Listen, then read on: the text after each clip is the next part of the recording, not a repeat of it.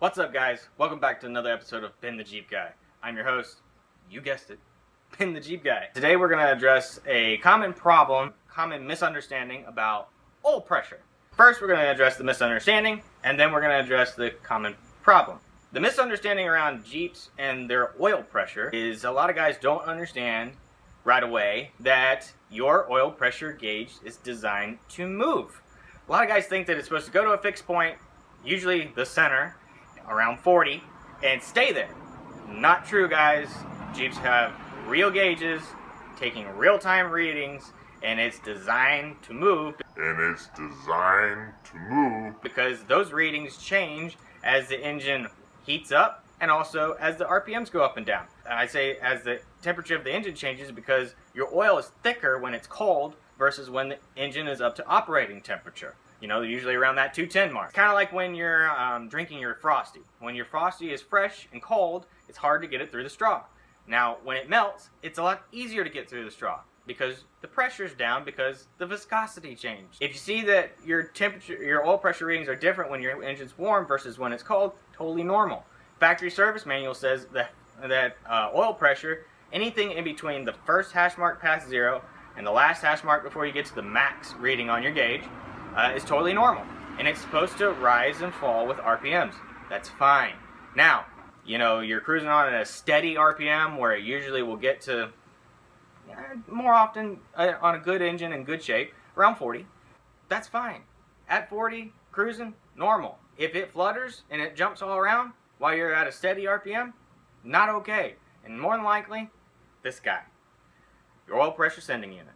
When this goes bad, it usually exhibits itself in one of three ways.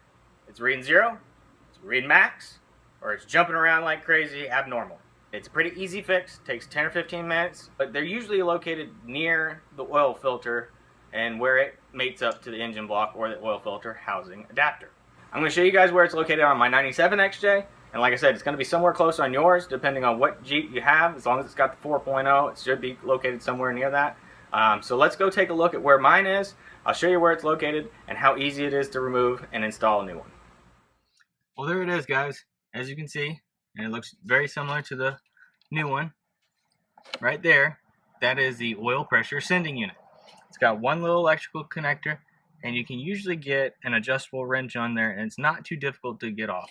It's located just above the oil filter down there, and right next to the distributor. Now remember, some 4.0s don't have distributors, the later model ones, so it would be located just below where all the spark plugs in the coil pack run.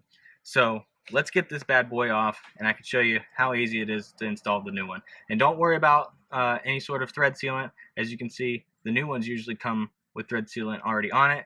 If yours didn't, make sure to put some sort of thread sealant on there.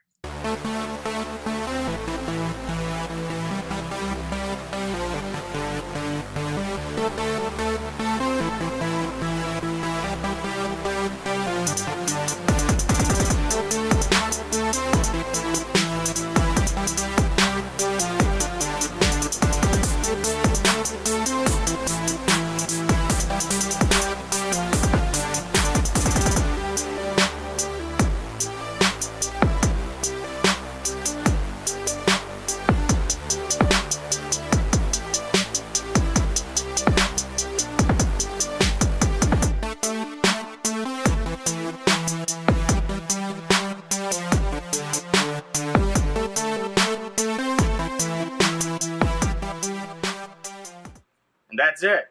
All it took was one adjustable wrench, only got one hand turning. It took me about 10 minutes. And like I said, it's a pretty simple fix. As you saw, it's like $30 or less at most parts stores. Get out there, fix your Jeep if you're having that problem. As always, make sure to like this video, hit the subscribe button below if you like the content of this video today, and tune in for more. And I'll see you guys next time.